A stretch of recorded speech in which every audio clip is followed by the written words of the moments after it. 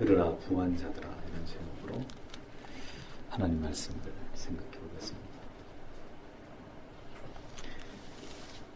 우리가 신자로 살아가면서도 하나님을 향한 지극한 마음과 하나님의 말씀을 언제나 청종하고자 하는 구별되고 경건한 마음을 우리가 지키지 못하게 되면 신자의 마음 안에도 세상이 들어오게 됩니다.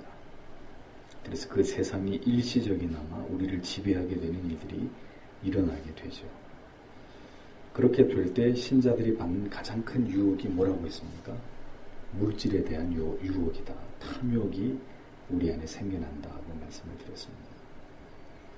전에는 아름답게 보이지 않던 이 세상의 모든 아름답고 가치 있는 것들에 대한 탐심과 욕망이 우리의 생각과 마음을 점령하게 되는 일이 일어난단 말이에요. 그렇게 되면 이제 자신도 모르는 사이에 물질을 숭배하게 되고 황금의 가치에 지배를 당하고 종속당하게 되고 신자에게 있어서 중요한 가치의 순위가 더 이상 하나님이 아닌 이 세상에서 우리가 추구하고 누리고 싶은 것으로 재편되는 그런 일들이 우리 안에서 벌어지게 됩니다. 누구도 예비일 수가 없어요. 그래서 성경은 언제든 우리에게 하나님을 경외하고 그 계명을 지킬 것을 강조하고 있을 뿐 부자가 되고 복을 받는 것이 신앙의 목적이 되지 않도록 경계하고 있음을 볼 수 있습니다. 부자가 되고자 하면 그만큼 많은 유혹과 시험을 받게 되고 자칫 죄를 범하여서 하나님과 멀어진 채로 신앙이 형식이 되어버리고 마음을 다해서 하나님을 경외하지 못하는 그런 문제가 반드시 생기기 마련입니다.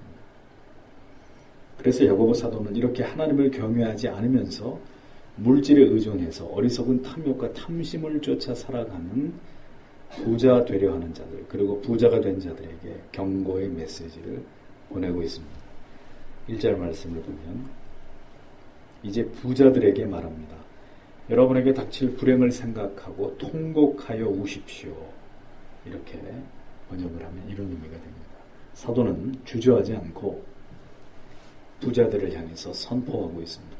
곧 불행이 닥칠 것이니 통곡을 하면서 울어라, 울어라 라고 말합니다. 하나님을 저버리고 하나님의 말씀을 우습게 여기고 물질을 숭배하면서 살아온, 그래서 많은 재산을 끌어모은 탐욕스러운 부자들에게 성경은 경고합니다. 반드시 그대들을 향한 하나님의 진노의 심판이 예비되어 있다는 사실을 밝히고 있습니다.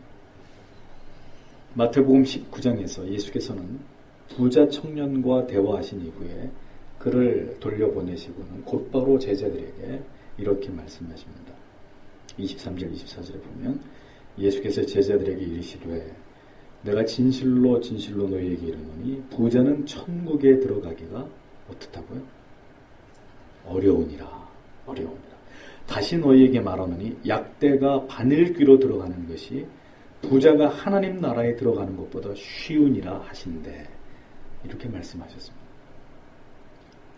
돈이 많은 청년이 와서 예수께 내가 어떻게 해야 구원을 받겠습니까? 예수님이 여러 말씀을 하셨습니다. 마지막으로 네가 가진 것을 다 팔아서 가난한 자에게 나눠주고 나를 쫓아라고 하니 부자 청년이 근심하면서 돌아갔습니다. 그 청년이 돌아가기가 무섭게 제자들을 돌아보시고 예수님이 하신 말씀이 이거였습니다. 부자는 천국에 들어가기 어렵다. 예수께서 왜 부자 청년이 근심하여 돌아가자마자 곧 제자들에게 이와 같이 말씀하신 것일까요? 그러면 부자가 되는 것이 죄입니까? 신자는 부자가 되면 절대로 안 된다는 말씀이 성경에 기록되어 있습니까? 결코 그렇지 않습니다. 문제는 부자가 되느냐 되지 않느냐의 문제가 아닙니다. 문제는 물질에 집착을 하면서 하나님께서 주신 그 물질을 하나님보다 더 의지하고 그 물질을 쌓아두고자 하는 것이 죄가 된다고 성경은 말씀하고 있는 거예요. 돈을 많이 버는 부자가 되는 건 죄가 아닙니다. 단 그 돈을 하나님보다 더 의지하거나 그 돈을 쌓아두려고 할 때는 이것이 반드시 죄가 된다고 성경은 말씀하는 거예요. 하나님께서 왜 만나를 하루 먹을 분량만 거두라고 하셨습니까? 주님께서 우리에게 기도를 가르치시면서 오늘날 우리에게 일용할 양식을 주옵시고 라고 기도하라고 가르치셨습니다. 성경은 어떤 경우에도 성도들이 이 세상을 살아가는 동안에 하나님을 향한 절대 의존적인 믿음을 가지고 하나님을 신앙할 것을 강조하고 있습니다. 하나님께서 우리에게 주신 것의 일부는 반드시 하나님의 나라와 하나님의 뜻을 위해서 그리고 가난하고 고통당하는 이웃을 향해서 사용하라고 주신 것입니다. 그러므로 내 자신을 위해서 그것을 쌓아두고 그 쌓여있는 재물을 통해서 내 마음의 안위와 만족과 안도감을 얻고자 하는 것은 하나님을 향한 불신앙이고 그것은 중대한 신자가 저지르는 어리석은 죄라고 성경은 우리에게 말씀하는 거예요. 마태복음 6장 33절 34절에 다시 보면 너희는 먼저 그의 나라와 그의 의를 구하라. 그리하면 이 모든 것을 너희에게 더하시리라. 그러므로 내일 일을 위하여 염려하지 말라. 내일 일은 내일 염려할 것이요 한날 괴로움은 그날에 족하니라 라고 주께서 분명히 말씀하십니다. 먼저 그의 나라와 그의 의를 구하고 그 다음에는 내일 일에 대해서 염려하지 말라는 거예요. 내일 밥이 쌀이 있을지 없을지 기름이 있을지 없을지 돈이 우리의 수중에 있을지 없을지 그거 걱정하지 말라. 그거는 내일 문제고 그건 내일 하나님이 또 풀어가실 문제고 지금 하나님이 주신 거 오늘 우리에게 주신 거 그것으로 만족하라는 거예요. 그러니까 내일까지를 오늘 준비하는 것은 하나님이 원하시는 게 아니에요. 우리는 우리의 눈으로 볼 때 곳간에 쌀이 이렇게 쌓여져 있고 기름병에 기름이 차 있고 금고에 돈이 쌓여 있어야 안도합니다. 안심합니다. 만약에 그렇지 않으면 어떻게 돼요? 염려합니다. 걱정합니다. 머리를 싸매고 근심하기 시작합니다. 그런데 성경은 이렇게 물질 때문에 염려하고 근심하고 걱정함으로 하나님을 경외하지 못하고 하나님의 나라와 그 뜻을 쫓아서 살아가지 못하는 삶을 결코 신자의 삶이라고 인정하고 있지 않습니다. 그것은 하나님께 속한 문제니까 하나님께 던져버리고 오직 오늘이라고 주어진 이 시간 속에서 하나님의 뜻, 하나님의 계획, 하나님이 원하시는 것이 무엇인지를 그것을 이루는 일에 전념할 것을 성경은 말씀합니다. 아무것도 없어도 너희를 먹이고 입히고 너희의 생명을 주관하시는 이가 누구냐? 하나님 아니냐? 그러면 하나님을 온전히 의지하고 결코 탐욕과 욕망을 쫓아서 살아가지 말 것을 성경은 우리에게 주문하고 있는 거예요. 우리는 자꾸 쌓아두려고 하는데 성경은 쌓아놓는 거는 죄다. 쌓아두면 썩는다. 우리에게 자꾸 이야기합니다. 왜요? 쌓아둘수록 쌓아놓은 걸 의지하지 하나님을 의지하지 않으려고 하는 것이 죄인들의 본성이기 때문에 여러분들이 하나님을 의지한다고 할 때 그 하나님을 향한 의지하는 마음은 없을 때만 의지하는 게 아닙니다. 뭐가 떨어지고 잘 안 되고 궁핍하면 하나님을 의지하는 게 아니라 하나님은 매일 매 순간 하나님께 의존해서 살아가는 걸 원하세요. 누구에게? 하나님의 자녀들에게. 그런데 뭔가 쌓여지기 시작하고 잘 되기 시작하고 높아지기 시작하고 여유가 있기 시작하면은 우리의 마음이 어떻게 돼요? 전적으로 하나님만 의존하는 게 아니라 지금은 조금 나한테 여유가 생겼으니까 하나님 조금 멀리 계셔도 괜찮습니다. 나한테 돈이 있거든요. 내가 아주 좋은 자리에 있거든요. 지금 내가 요즘 좀 잘 나가고 있거든요. 하나님. 그러니까 굳이 옆에 안 계셔도 얼마든지 이런 상황 같으면 제 힘으로 다 제 인생의 앞가름을 할 수 있으니까 굳이 그렇게 하나님 가까이 계시지 않아도 되고 내가 하나님 앞에 안달복달 하지 않아도 될 것 같습니다. 누구든지 인생들은 그렇게 생각하게 되어 있단 말이에요. 거짓말 같아요? 시험 보기 전에 기도하던 사람하고 시험 합격하고 난 다음에 그 사람이 기도하는 걸 한번 보세요. 취업하기 전에 하나님 앞에 엎드려 간절히 기도하던 사람과 취업하고 난 이후에 그의 기도 생활 한번 보세요. 결혼하기 전과 결혼한 이후, 승진하기 이전과 승진한 이후, 집을 장만하기 전과 집을 장만한 이후, 정말 여러분들의 신앙에 추호도 어떤 변함이 없냔 말이에요. 우리는 무언가 하나님을 의지한다고 하면서도 하나님만을 의지하려고는 하지 않습니다. 그런데 이것을 하나님이 기뻐하시지 않는다는 거죠. 우리의 필요를 위해서 무언가를 준비하고 살아가는 것은 죄가 될 일이라고 보기 어렵습니다. 그러나 그것이 우리의 필요 때문이 아니라 나의 안위와 이 세상에서의 삶에서의 어떤 평안을 담보하기 위한 지극히 이기적인 욕망과 집착 때문이라면 우리의 신앙은 언제나 그렇게 나의 안위를 도모하면서 안전한 삶을 위해서 필요한 안전장치가 될 뿐인 거예요. 그럼 그게 신앙이에요. 그렇게 부족같이 무슨 보험 들듯이 그렇게 하나님 앞에 나와서 하나님 봐주세요, 도와주세요, 지켜주세요. 그럼 그게 신앙이냐고요. 그걸 하나님이 믿음으로 간주하시겠습니까? 모든 것을 버려두고 주를 쫓았던 제자들의 삶을 보십시오. 마지막 순간에 가족들과 자기의 생명까지도 순교의 제물로 내어놓아야만 했던 초대교회 성도들, 피를 뿌려서 올바른 진리를 수호하고자 했던 종교개혁자들, 지금도 이슬람권에 있는 나라에서 기독교로 개종을 했다는 이유 때문에 사형을 선고받아서 지금도 회교권의 국가에서 나오고 있는 순교자들의 죽음을 보십시오. 여러분 어떤 생각이 드십니까?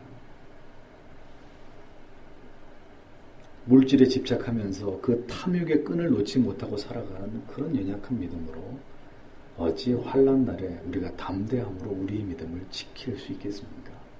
이 땅의 것에 그렇게 집착하고 없으면 불안해하고 있으면 자만하는 이런 믿음으로 어떻게 우리가 주를 위해서 우리의 피 한 방울이라도 주님 앞에 드릴 수 있겠습니까? 성경은 말씀합니다. 이러한 물질과 신앙 사이에 거룩한 사유함이 없이 오늘도 돈이 목적이 되어서 물질을 숭배하고 그 돈 때문에 아둥바둥하고 살아가는 모든 돈을 숭배하고 있는 자들에게 통곡하라고 말씀합니다. 통곡해라. 왜 그래야 되느냐? 2절 말씀을 이어서 보겠습니다. 여러분의 재물은 썩었고 여러분의 옷들은 좀 먹었습니다. 이렇게 기록합니다. 그렇게 긁어 모은 재물과 호화로운 옷들이 다 어떻게 됐다고요? 썩었습니다. 그리고 좀 먹은 것일 뿐이라고 성경은 말씀합니다. 근데 이 말씀을 잘 보세요. 너희 재물은 썩어가고 있고 너희의 옷은 좀 먹어가고 있다. 이렇게 말하고 있지 않고 시제 자체가 과거 완료형 시제를 쓰고 있습니다. 그렇죠? 그럼 이게 무슨 말이에요? 썩을 것이고 좀 먹어갈 것이라는 게 아니라 지금도 그렇고 앞으로도 그렇고 그런 식으로 벌어들이는 모든 재물, 그런 식으로 쌓아놓으려고 하는 모든 재물은 다 썩은 것이고 좀 먹은 것일 뿐이라고 그 허무한 가치에 대해서 성경은 일방적으로 선언하고 있습니다. 다 썩은 것이다. 지금 네 손에 황금이 쥐어져 있느냐? 미안하지만 성경의 관점으로 볼 땐 썩은 것이고 앞으로 네가 지금보다 더 잘 나갈 것 같느냐? 미안하지만 그건 다 좀 먹은 것이다. 이미 그것을 어떤 완료형으로 선언하고 있습니다. 네가 아무리 돈을 많이 벌어도 그건 다 썩은 것이고 다 좀 먹은 것에 지나지 않다. 영적으로 봤을 때 하나님이 판단하실 때 그렇다는 거예요.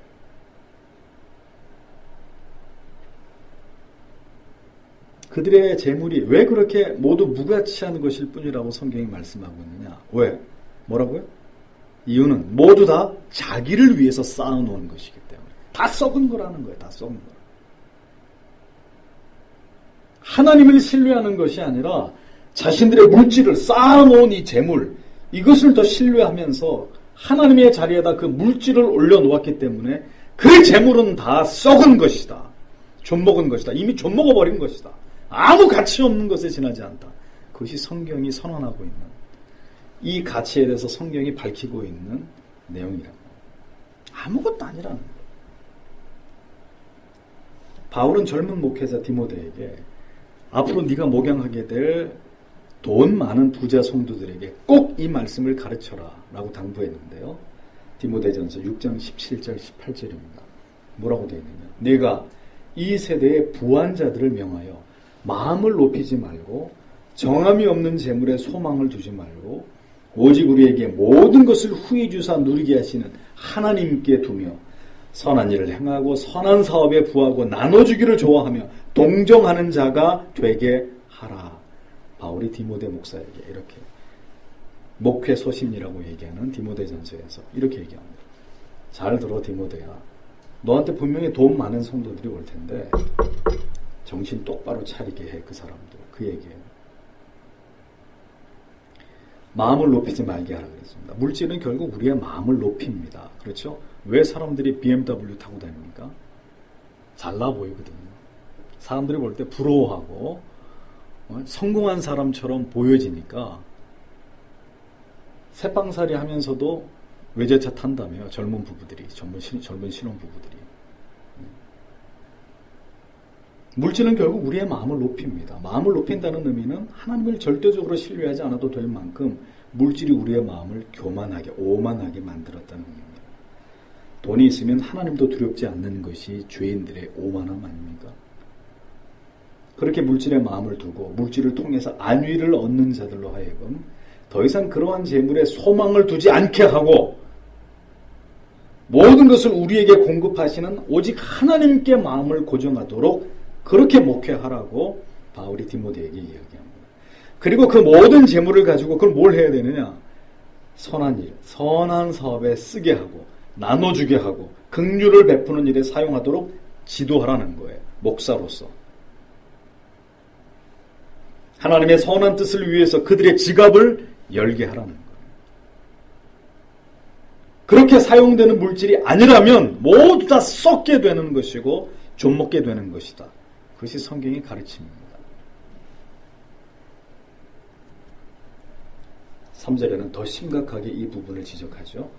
여러분의 금과 은은 녹이 슬고 그 녹은 여러분의 살을 먹을 것입니다. 여러분은 마지막 날들에 심판받을 재물을 쌓았습니다. 이렇게 기록하고 있습니다. 여러분, 금과 은이 녹이 스는 광물질입니까? 아니에요. 금과 은은 변하지 않기 때문에 보석 아닙니까? 그런데 금과 은이 녹이 슬었다고 얘기합니다. 변하지 않는 금과 은인데도 그 가치가 변하고 소멸될 것이라는 거예요. 그렇게 집착해오던 물질은 결국 더 나아가서 당신 스스로의 영혼을 파멸시키는 멸망의 길로 인도하는 그 녹이 너를 먹는다. 예? 그 우리의 탐욕과 그 욕심이 그 물질에 대한 집착이 우리의 영혼을 스스로 파괴시키는 멸망의 길로 가게 하는 그런 역할을 하게 될 것이다. 성경은 경고하고 있습니다. 이걸 누가 이렇게 하겠다는 거예요? 누가 금과 은을 녹슬게 하겠다는 거예요? 금도 내 것이 은도 내 것이라고 말씀하신 만물의 주인이 되신 하나님께서 내가 그렇게 하겠다는 거예요. 그렇게 금과 은, 돈을 밝히는 이러한 탐욕적인 인생들의 그 모든 것들을 다 빼앗아 가버리고 그들을 멸망길로 인도할 것이라고 하나님 말씀하십니다. 모든 부당함으로 탐욕으로 마음의 안위를 위해 축적한 재물들 마지막 날에 어리석은 부자들의 죄를 증명하는 증거물이 될 것이다. 아주 두려운 말씀이죠. 너희의 모든 가증함을 증명하는 증거 자료가 된다. 어리석고 미련한 부자들아. 평생을 써도 다 못 쓰고 죽을 재물을 쌓아가고 있는 이 세상의 재벌들, 소위 말하는 재벌들, 그리고 교회 안에 있는 탐욕의 노예가 되어 있는 목회자들이나 성도들을 보십시오. 미련해요. 참 미련해. 평생 다 못 쓰고 죽을 돈인데, 그렇죠? 그런데도 그 돈에 집착을 하고 돈독이 올라가지고 사는 사람들을 보세요. 좀 나눠주지. 예? 죽어도 못해 그런 거.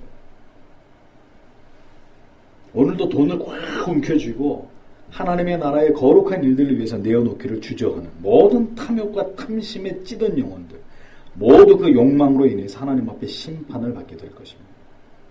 욕심을 욕심으로 여기지 않는 모든 화인맞은 양심을 가진 자들, 성경이 말씀하는 이 심판에서 절대로 못 벗어날 것입니다.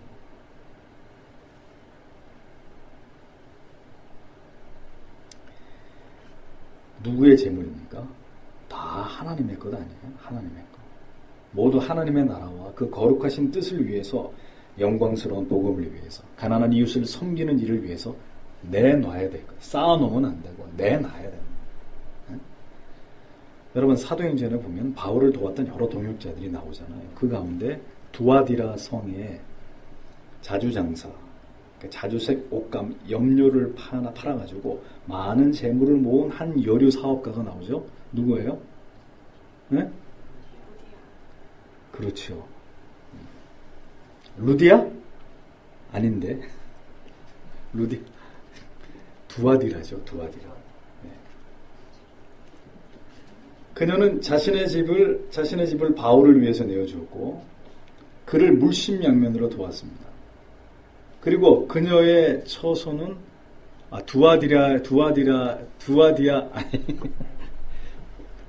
두아디아에 있는 루디아죠. 맞아요. 제가 왜 이러지? 거의 먹은 것도 아닌데. 네. 자신의 집을 바울을 위해서 내어주고 물심양면으로 돕습니다. 그리고 그녀의 처소는 마침내 빌립보 교회의 전신으로 쓰임을 받게 되는 영광을 얻죠. 빌립보에 교회가 없었는데 이 여인의 집이 너무 크니까 이곳에서 모든 이방인들과 유대인들이 모여가지고 예배를 드리고 바울 사도의 말씀을 듣고 그게 빌립보 교회의 전신이 됩니다. 그녀는 바울을 만난 이후에 회심을 하고 난 다음에 그녀가 지금까지 얻었던 모든 재산을 다 복음을 위해서 내어놓은 거예요.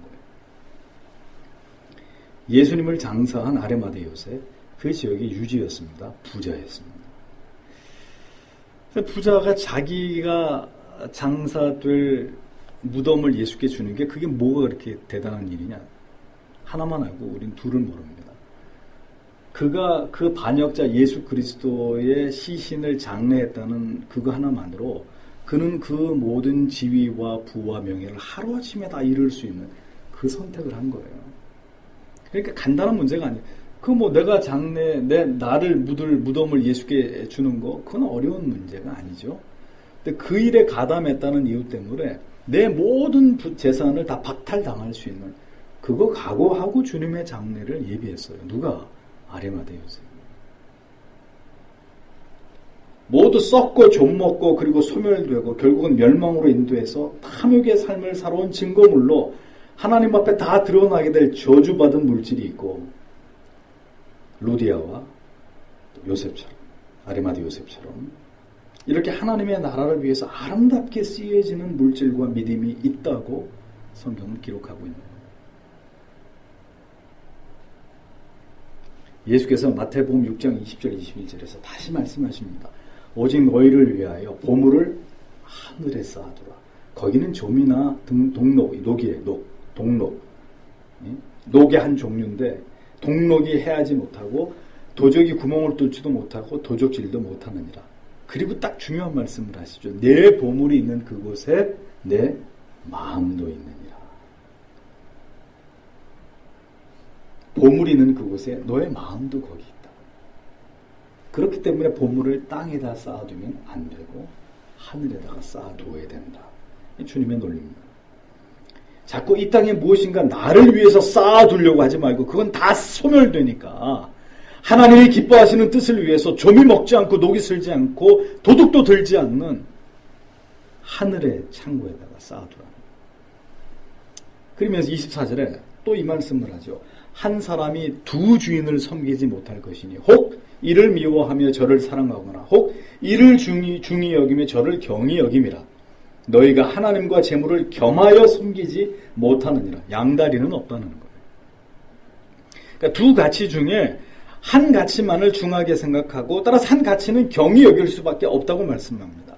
예를 들어서 중히 여기는 것이 중하게 여기는 것이 물질이면 하나님을 경히 여기는 것이 당연한 것이고 하나님을 경외하고 하나님을 중요하게 여기면 물질과 세상은 경히 여기게 됨이 마땅하다고 성경은 말씀합니다. 여기서 핵심은 이 두 가지를 겸하여 섬길 수 없다라는 겁니다.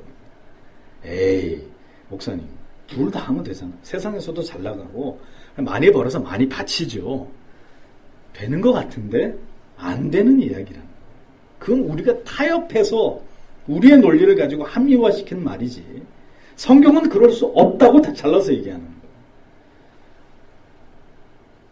물질도 하나님도 신령한 가치와 이 땅에 속한 세속적 가치도 겸하여서 추구하거나 섬길 수 없다고 성경은 단언합니다. 다 그건 변명이고 자기 합리화하고 농담 같은 얘기다.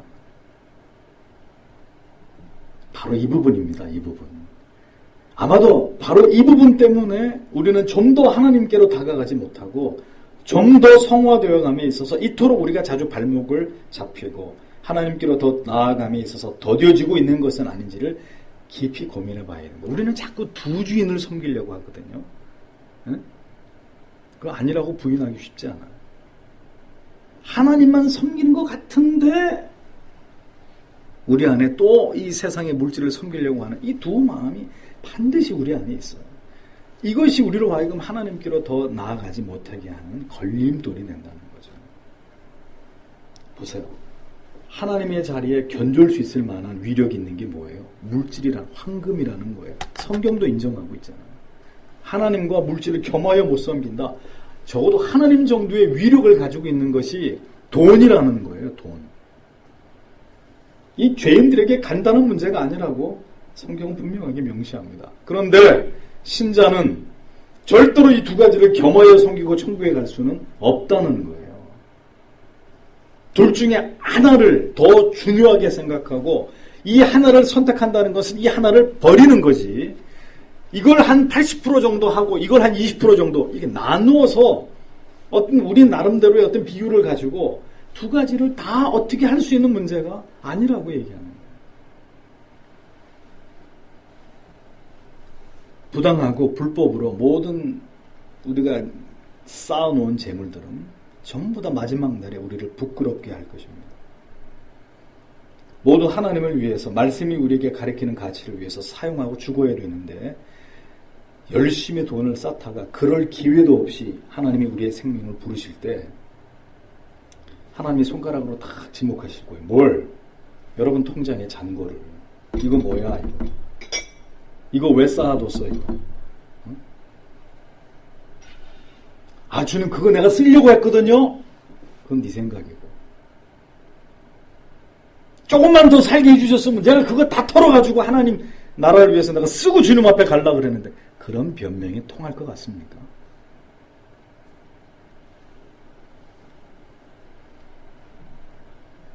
하나님을 기쁘시게 하기 위한 가치를 위해서 사용하지 않고 남겨진 재물들, 여러분들을 부끄럽게 만들 것입니다.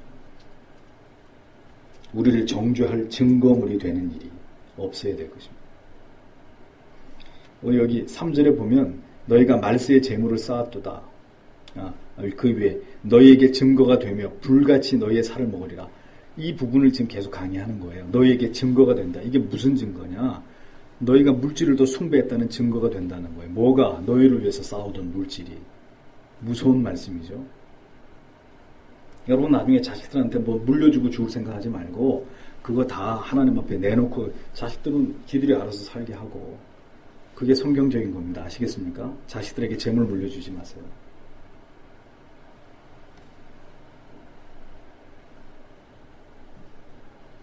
적어도 거듭난 성도에게는 그런 일이 있어서는 안 되고 있게 되지 않아야 된다. 그게 성경의 가르침이에요. 야고보 사도는 부자들의 불의한 재물의 출처를 더 깊숙이 파고 들어갑니다. 4절에 보십시오. 여러분의 밭에는 곡식을 베고도 품삯을 빼앗긴 일꾼들이 여러분에게 부르짖고 있습니다. 그리고 그 추수하는 자들의 아우성이 만군의 여호와의 귀에 들어갔습니다. 이렇게 번역하고 있습니다.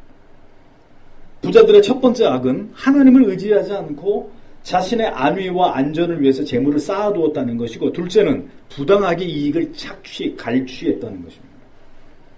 잊어버리지 마세요. 어떤 일이 있어도 내 이익을 위해서 타인의 이익을 갈취하는 것은 허락되지 않은 이익 추구의 방법입니다.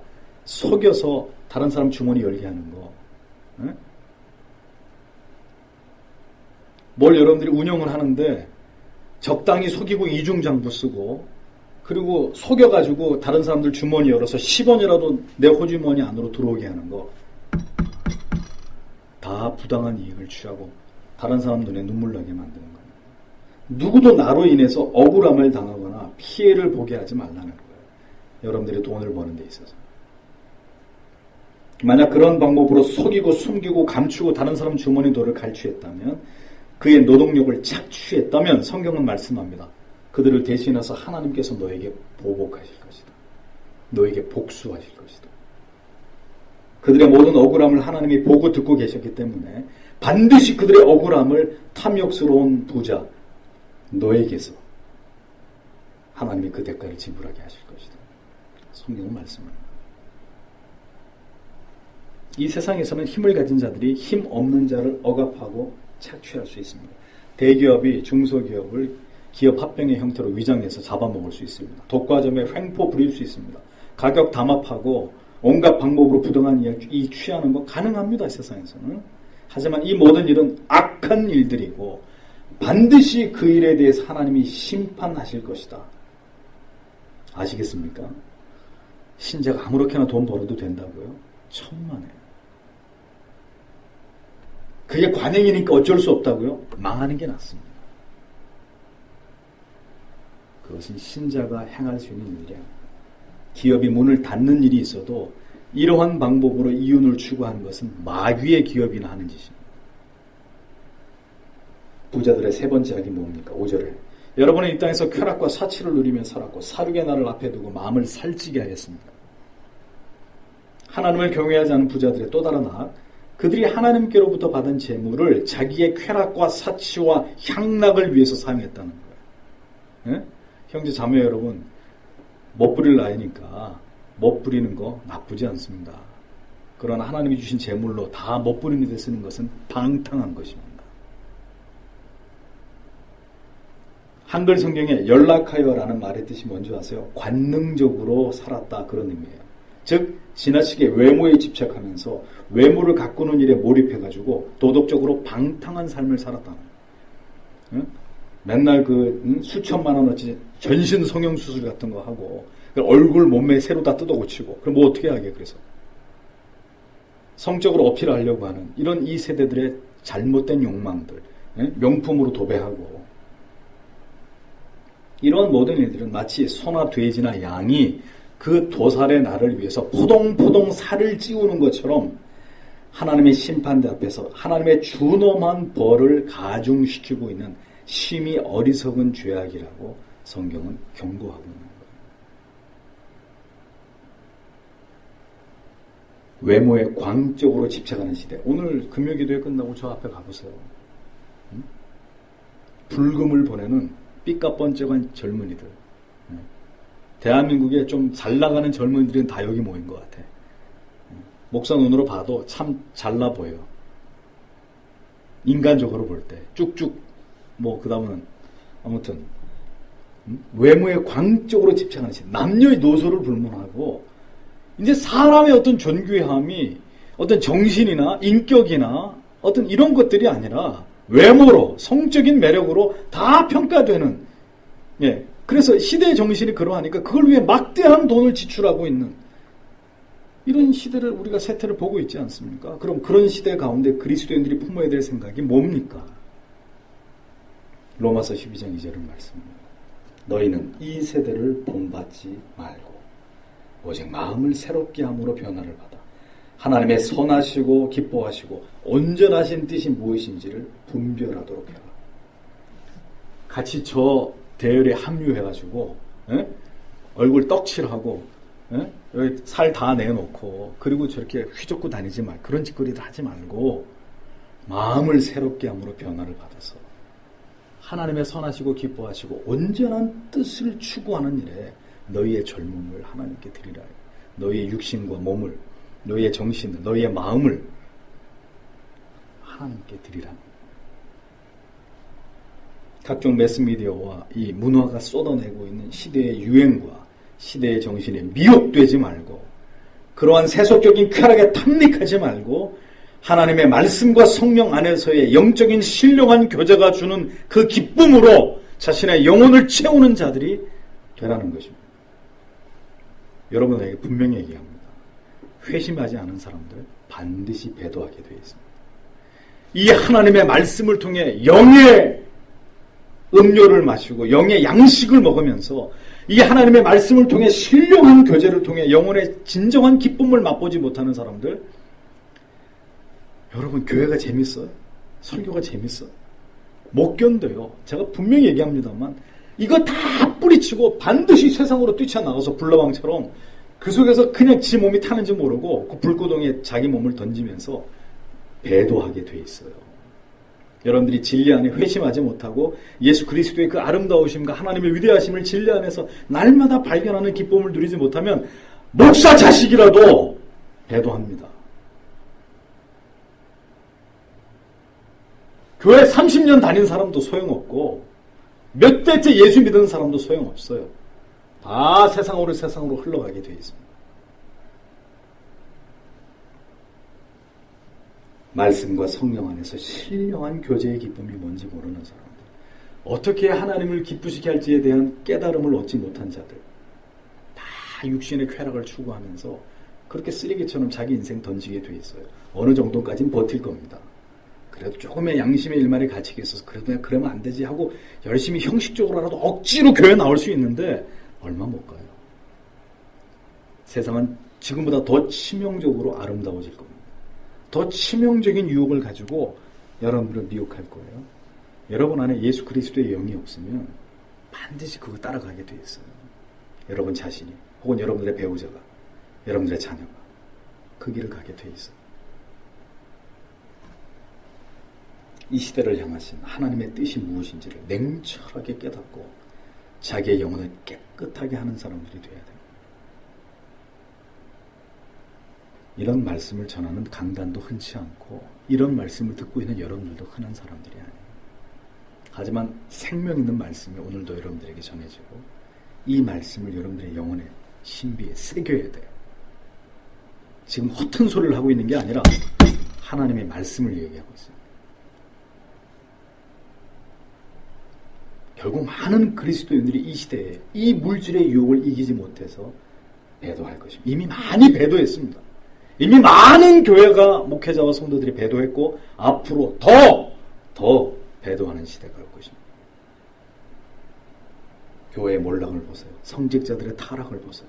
모두 돈 때문에 벌어진 일들 아닙니까? 정말 이 물질의 문제, 탐욕의 문제, 정욕의 문제를 십자가의 권세와 부활의 능력으로 다스리지 못하면 이 가공할 물질의 위력 앞에서 여러분들의 신앙의 뿌리가 다 드러날 거예요. 두려운 시대입니다. 누가 이 황금의 위력 앞에 감히 맞서겠습니까? 쾌락과 사치와 향락과 허영을 때때로 꿈꾸는 지체들이 있습니까? 여러분들의 영혼을 속히 정돈하지 않으면 이러한 자들의 영혼이 도살되는 하나님의 심판날 그들의 영혼도 거기서 피할 수 없다는 것을 잊어버린다는 것. 도살이라는 단어를 썼잖아요. 두려운 말씀. 마지막으로 부자들의 악이 뭡니까? 6절 말씀. 여러분은 의인을 정죄하고 죽였으나 그는 여러분을 적대하지 않았습니다. 4절의 말씀과 비슷한데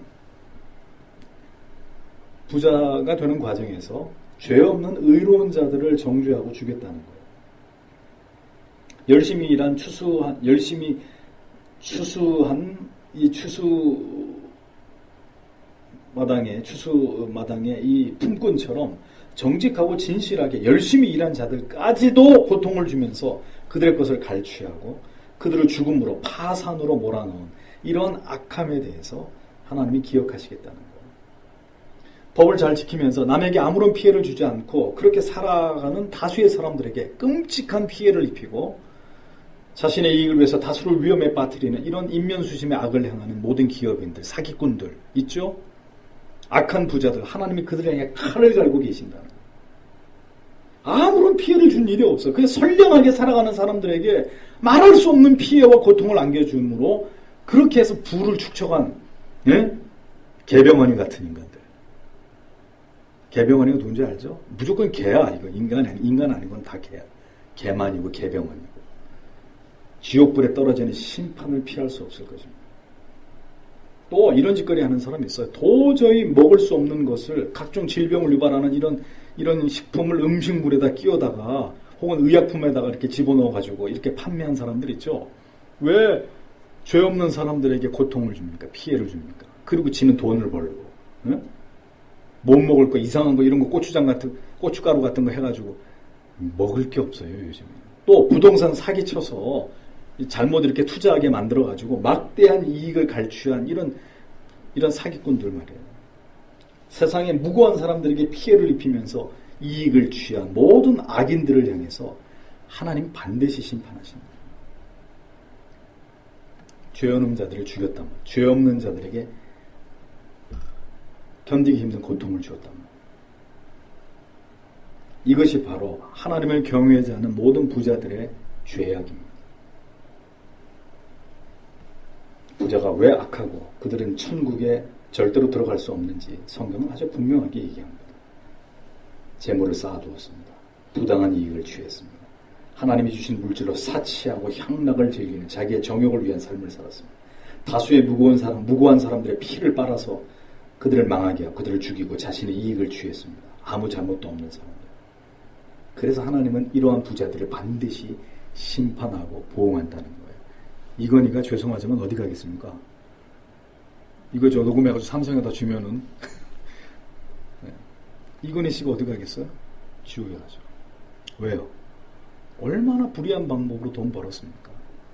중소기업들 다 죽이면서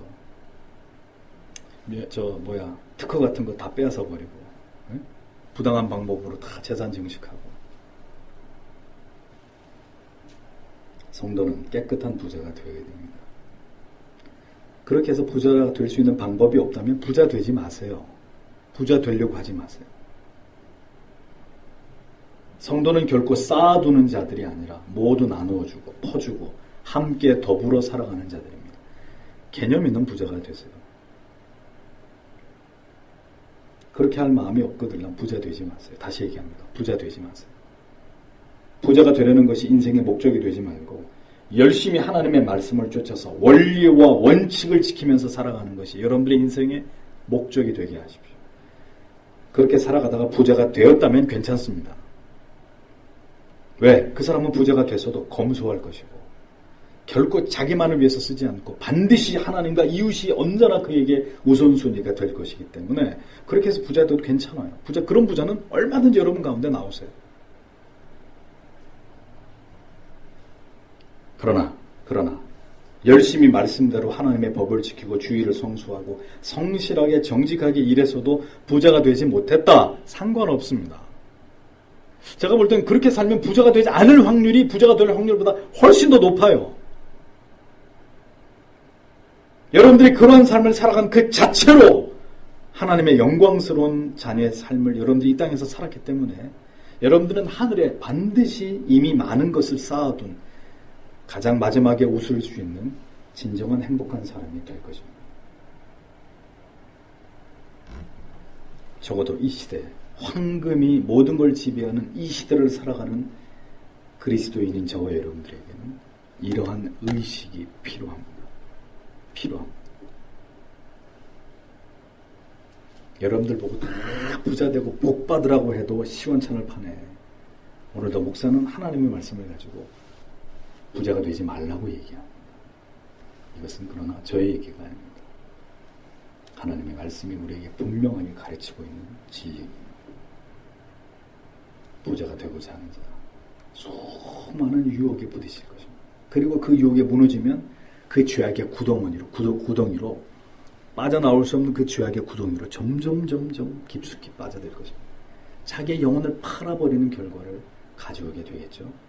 하나님하고 영원히 멀어지게 될 것입니다. 하나님의 특별한 은혜가 있어서 깨닫고 다 회개하고 다 털어서 나눠주고 주님 앞으로 회개하고 돌아온다면 모를까. 그렇지 않으면 그 인생 종친 겁니다. 죄송한 얘기죠. 이것이 성경이 우리에게 분명하게 가르치고 있는 기독교인 경제윤리입니다.